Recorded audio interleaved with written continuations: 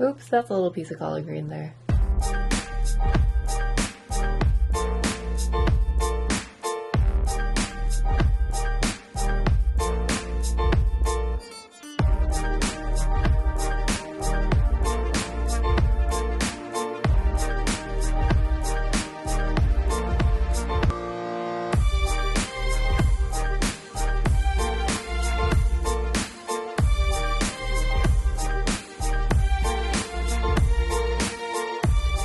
Hi, and welcome to the video. Today is actually the day after Thanksgiving. It was a small Thanksgiving for me this year, just me and my boyfriend, so we have a bunch of leftovers and it makes it perfect for a mukbang. Time to make some space. Okay, here's my plate. Gotta put this rice cooker on the table.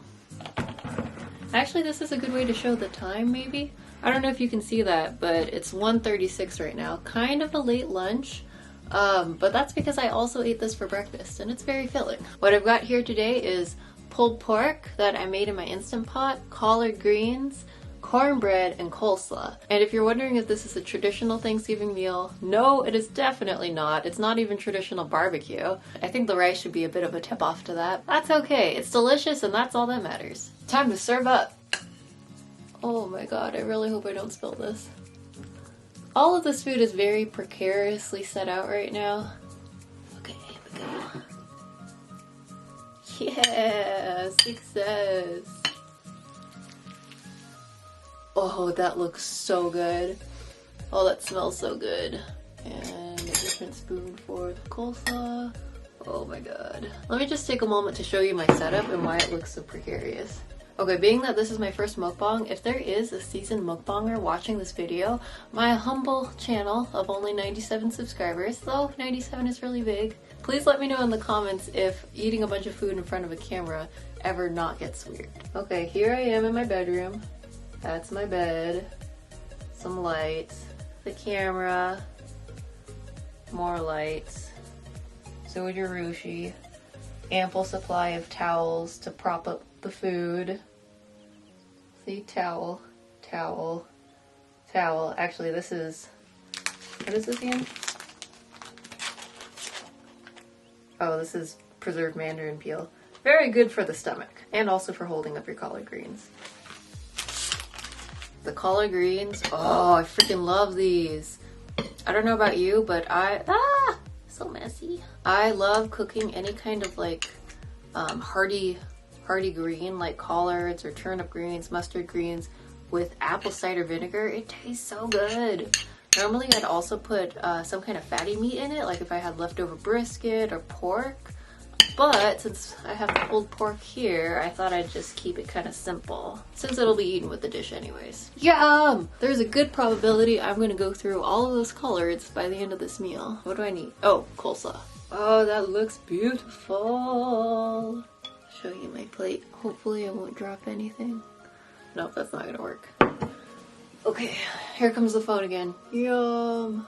That looks so good. First I'm gonna take a little bite of the food. Rice, collards.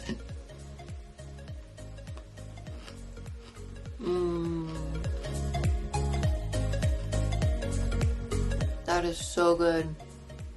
Sweet, savory, sour, hearty, soft. It's got like all the textures and all the flavors, which makes it perfect.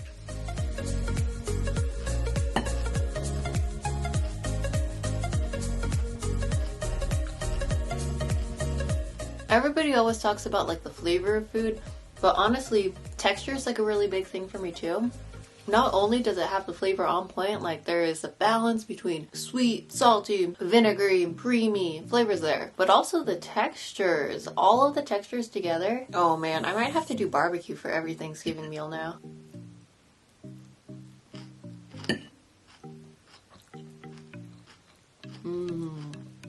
Hopefully that focuses.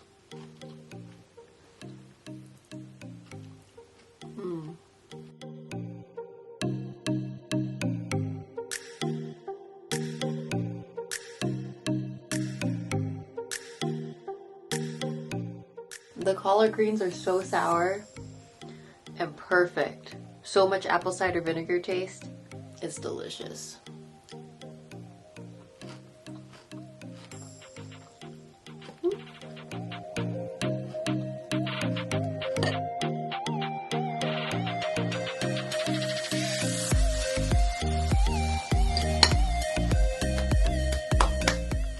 food happened to land on my napkin. Luckily. So don't worry, I didn't eat off the ground. Although honestly, this food's so good that I probably would eat it off the ground. So I think in my last video I talked about how I was struggling with round-offs and how I was so confused by them. A round-off alone isn't the flashiest trick, but I really want to be able to chain tricks together, and if you want to be able to do that, you basically need to do a round-off. Like round-off back handspring, round-off back handspring back tuck. After I filmed my last video, the next gymnastics class I went in with a plan of attack. I watched hundreds, okay maybe not hundreds, but at least 5 videos about round-offs that I found on YouTube, and I compiled them all into like one holy grail of round-off drills, downloaded it and brought it with me when I went to the gymnastics class so I could practice them all. And when I showed up, I told my coach my plan of attack, that I was going to do all these drills, and he was like, immediately, he just showed me 2 round-off drills and said, do them. So I didn't even do my compilation of drills, but I do think watching those videos about the drills and trying to visualize what I needed to do did help. Between that and the 2 drills that my coach did give me, I've definitely improved. Like, I think I'm definitely at the point where I can try chaining a back handspring off the end of my round off. One of them was doing a round off the blue mats. It teaches you to put more power into your leg kick going up so that it can get you over a higher elevated surface. And I think it also helps with the snapping when you come off. And then the second drill, now this second drill I both loved and hated. You basically take like a cheese wheel and start your round off in front of the cheese wheel and Superman your body backwards onto the cheese wheel. It's like doing a belly flop into a semi-firm surface, which at first, oh man, it hurt so bad. Like my face just smashed into this cheese wheel. It felt like I was getting pied in the face as well as getting body slammed by a wall. Like at the same time. Just think about that for a second. But what I quickly learned after 2 of them, I don't think my coach even said, but you need to keep your body so tight. If you just squeeze all your muscles together, when you come down on the cheese wheel and body slam it, like belly flop on the cheese wheel, it won't hurt. As long as you keep all of your muscles engaged and activated and squeezed. I think that was one of the things I was missing from my round off. This is so good right now.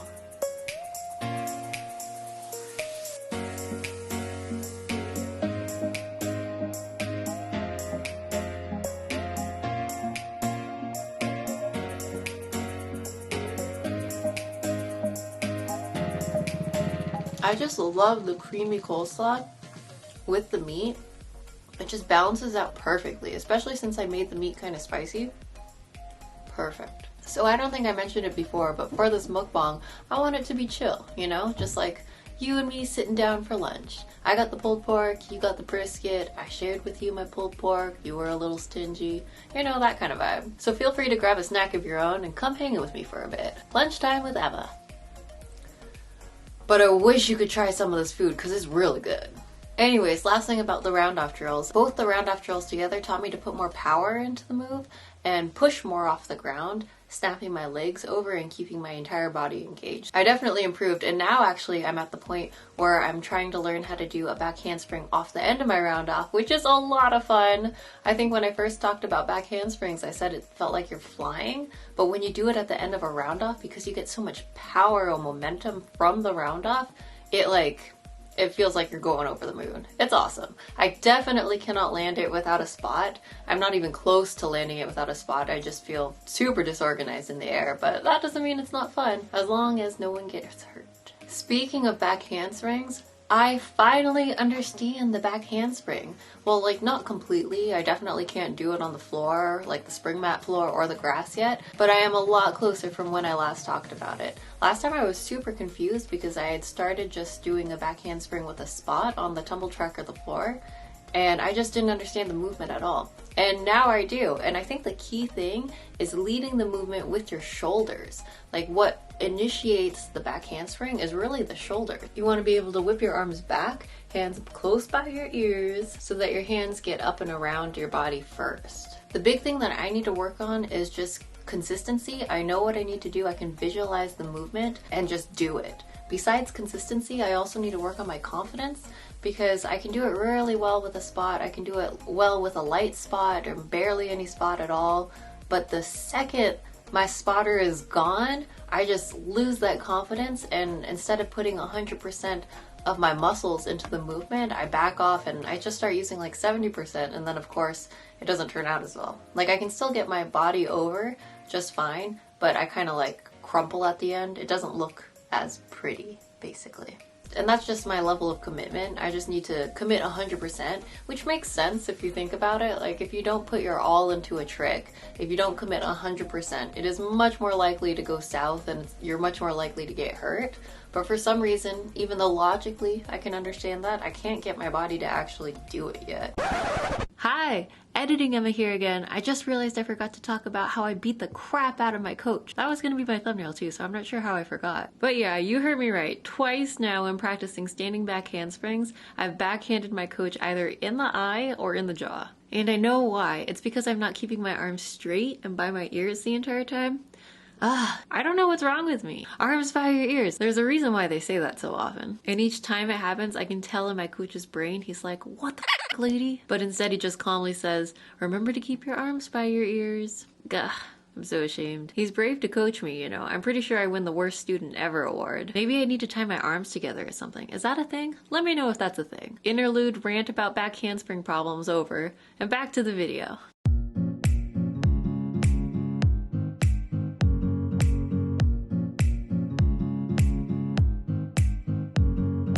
So juicy. Like, I understand for Thanksgiving people love turkey. Well, I mean, I like turkey. Turkey's good. Even when it's dry, it's still pretty good. It's fine. But pork is just so much better. If you're thinking about trying some barbecue next Thanksgiving meal, I recommend it.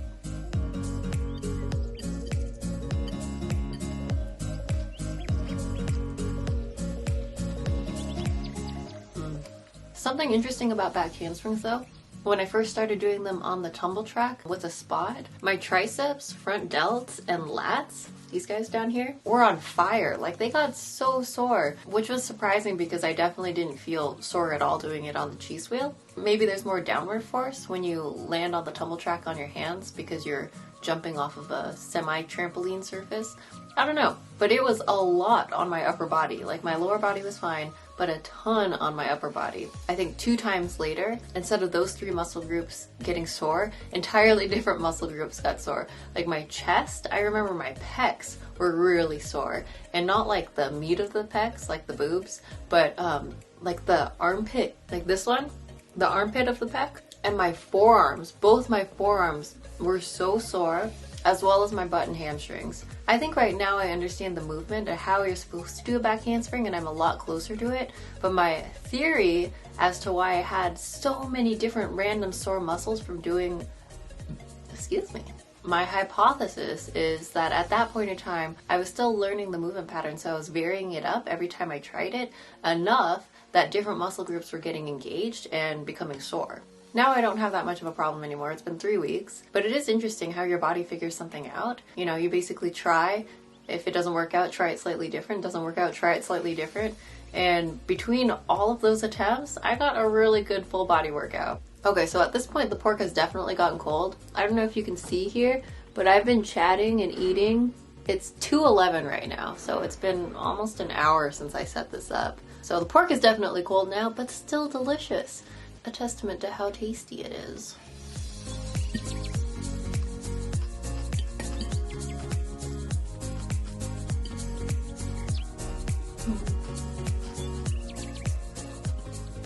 I like getting all the flavors and all the textures in one bite.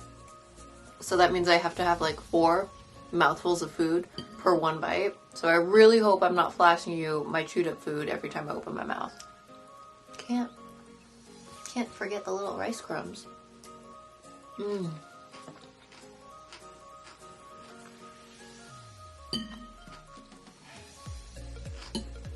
To be honest, this is kind of difficult to eat. Well, not difficult, it's just different. You know, I'm used to sitting at a table with the food below me, like at least like a foot below me. But this is so close to my face. Like it's like 6 inches. Like I could literally just sit here and shovel pork into my mouth for like an hour. No, I couldn't actually do that, but you get what I'm saying, right? Like it's so close to my face. I just kind of have to get used to poking the food differently. Like I can't rely on gravity to shove my fork down in the pork. I actually have to like muscle it a bit. so good. Oh, I should talk more. When I left off in my last video, I was able to do back tucks pretty successfully off the end of a tumble track onto a mat. After that class and subsequent classes, I was getting really confident being able to do it on the next surface. Every gymnastics skill basically has progressions, you know, like I started off with back tucks, doing them into the foam pit, and then putting a mat on top of the foam pit, and then putting another mat onto the foam pit, so that eventually the foam pit became equal surfaces with the board that I was jumping off. And once you're basically doing it on level ground pretty well and consistently landing on your feet, the next surface is this like kind of blue springboard. It looks like the springboard mats that gymnasts usually go on when they compete in tumbling, that like giant blue square, but it's in the shape of a tumble track. I don't really know what's different about the surface. It doesn't seem like significantly more springy than the springboard mat itself. Probably has to be more springy than the springboard mat, otherwise we just do it on the springboard mat as the next progression. But it's definitely significantly less bouncy than a trampoline or tumble track or anything like that. I was getting pretty good at doing backflips on that surface. I could do it alone, I could practice it alone, and sometimes I'd land it. I never landed it well, like I never landed it like perfectly like I could on the tumble track to the mat.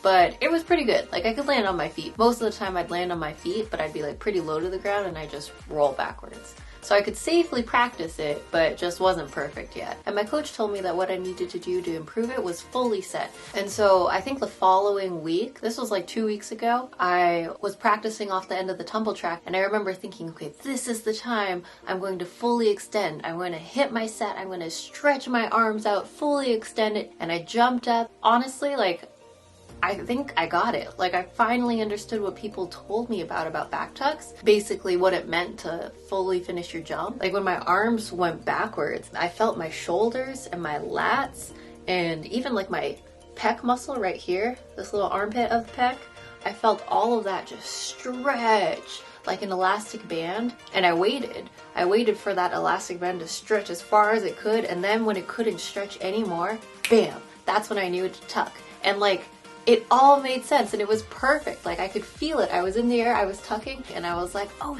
I'm gonna land it. And then I finished my rotation, spotted the ground, and I saw that I was still above the tumble track.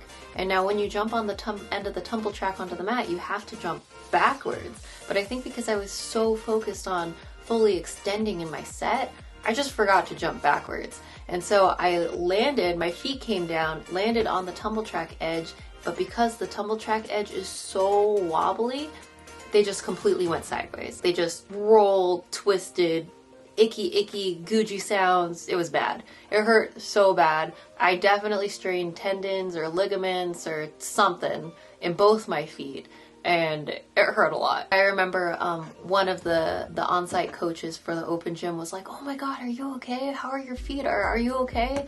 And I was like, oh yeah, no problem, you know, like I do this every day. Well, not as sassy as that, but I was like, oh yeah, no issues, like I'm fine, don't worry about it. But in my head I was like, ah. Like it hurt a lot. And then I like kind of like slowly slinked off and like sat in the corner and stretched. Or rather, I like pretended to be stretching because it hurt to walk on. I knew I didn't break anything. I could tell everything was just strained and inflamed. Nothing was broken, but I was just like really embarrassed and didn't want people to know I was hurt. So I was just like pretending to stretch a little bit, like barely, like not really even stretching. But silver lining to the story, the on-site gymnastics coach did tell me that was the best backflip I've ever done. And I just should have done it like not on the end of the tumble track. I should have done it on the tumble track itself or on that blue mat I was talking about, something where the surface was flat, because she said I got a ton of height and I fully extended in my set. So knowing that, I was super excited. I mean, like, I did it once. If you do it once, you know you can do it again. But because my feet were totally wrecked, I basically couldn't walk for a day. And then I had to lay off of it for a week, so I couldn't train for the next week at all. It turned out okay in the long run, but it was kind of freaky. And because of that, I do have some reservations now about trying a backflip on the end of the tumble track. Now, whenever I do a backflip off the end of the tumble track, I don't commit to fully extending because I'm just so focused on trying to jump backwards so that doesn't happen again.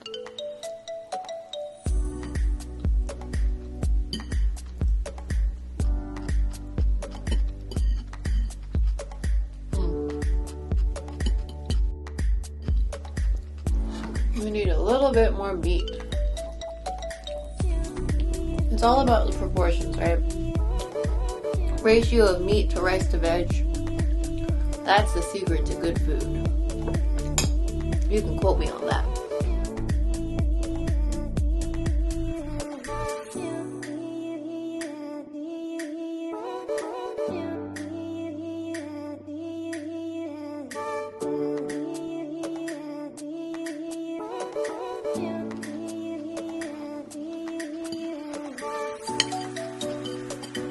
See right here, I was talking about proportions. This is perfect proportions. Let me show you. See that bite? You got your perfect amount of meat, rice, and vegetables. That is going to be delicious. But I need a spoon for it. So I'm gonna commandeer the spoon because my fork is not big enough to get all of it. Yes. Okay, I wanna get all of it on here. Come on, guys. Work with me, rice. Little onion on top for good luck. Cheers, and happy day after Thanksgiving to you. Oh, I guess it's Black Friday. Happy Black Friday.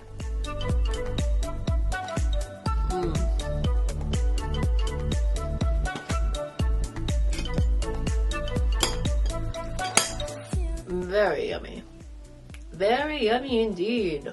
I try and show you on the main camera, but honestly, I am 100% positive that if I brought my plate up there and tried to point it towards the camera, everything would be going down on the carpet. Trying to set this up, I've already spilled enough stuff on the carpet today. Oh, I need some cornbread. Okay, so the cornbread I made is very sweet and delicious. I think I already said this morning that I ate this for breakfast too. And the cornbread, especially with the coffee, ooh, it was so good. It's just that like combination of sweet and bitter. Sweet, bitter, sweet, sour. It's just like, it's the pairing that matters. For the cornbread, I am gonna need me some hot bitter tea. So I will be back. 1 second. Oh no, I've been exposed. Just playing. It's good to see a girl in her natural habitat. Okay, I'm back with some tea. And no, unfortunately, it's not bitter. I didn't have any decaffeinated bitter tea, so I went with the next best thing. Peppermint. Is peppermint actually the next best thing? Yeah, I don't know. It's good enough. I like peppermint tea, but I don't know if it's gonna be that good with cornbread. Okay. Beautiful piece of cornbread. I gotta show you this cornbread because, so I do think I'm a pretty good cook, or at least I like my cooking, so does my boyfriend, but I am not the best baker. So this cornbread turned out like a little bit differently than I expected. I don't know if you can see that. Can you see that? It is very dense. I'll even come over there. This warrants coming closer to the camera. Ugh.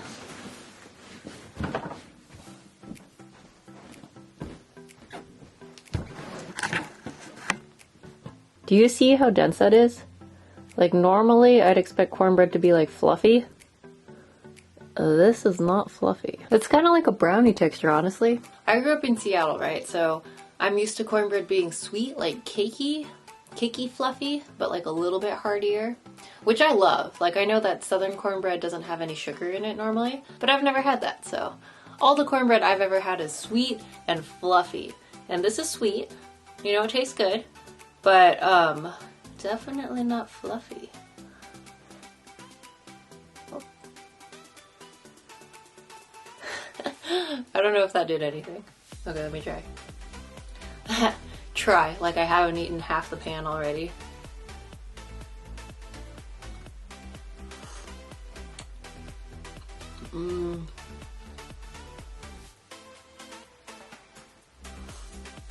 I love any kind of sweet bready thing with tea. The peppermint's doing its job. It's doing good work. I'm just gonna have a moment of silence to recognize all the good tastes in my mouth right now. It's so freaking good. Man, I love cornbread. Even this like mushy fudgy thing. And honestly, I think that's because I'm really bad at following recipes. With cooking, it doesn't really matter, you know? Like you just do whatever makes it taste good. But with baking, it's just so hard to get if you don't follow the recipe. And I'm not gonna go out and like buy more ingredients just because I don't have them. It really boils down to me being lazy, honestly. Like with this recipe that I used for the cornbread, it called for 1.5 cups of buttermilk. And I didn't have buttermilk, so I just used some yogurt. I just eyeballed some yogurt and then added some water to kind of thin it down and called it a day. I also never know where my teaspoons are at. Like 1/4 teaspoon, 1/2 teaspoon, even 1 teaspoon. I just eyeball it. So with the baking soda and baking powder, not having the exact measurements might have had something to do with the texture. But you know, it's cool. I like it. My boyfriend likes it. We've already eaten about half the pan, so it's fine.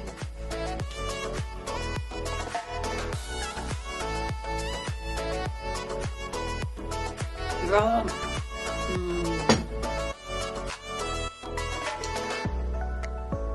Oh, I had one other thing to say about the backflips. I don't even think I finished my thought process on it. I just kept eating. Okay, so with the backflips, I'm really trying to replicate the flip that I did at the end of the tumble track that wrecked my feet without wrecking my feet. So I've started doing it on a trampoline, and the kind of trampoline that I've been practicing on is just like a backyard trampoline. Like it has a netting around it, over rotate or under rotate, and you get projected forward or backward. You get caught by the net so you don't go flying into like your neighbor's yard or whatever. That is perfect for practicing backflips because you can practice jumping up and really focusing on your set and landing in the same spot, which I think translates to working on the ground a lot better than doing it off the tumble track, because realistically, if you're trying to land it on the same spot, practicing it on the tumble track isn't going to help you at all because it's teaching you to jump backwards. The only thing unrealistic about the trampoline is the amount of airtime that you'll get. But having that airtime initially is, I think, nice because it gives you more wiggle room to figure out your timing. So hopefully by practicing on this trampoline, I'll be able to figure out the timing and how to set properly, which is such a struggle. Okay, I think that concludes it for this mukbang. I've seen a lot of mukbangs where people have a ton of food and they eat all of the food. No. I definitely can't do that. The amount I had was good. I am very satisfied now, happy with my meal, and I'm gonna call it. Alright, thank you for watching. I hope you had a great Thanksgiving if you celebrated it, and I'll see you in my next video. Oh, and don't forget to like, comment, and subscribe if you want to see more. Bye!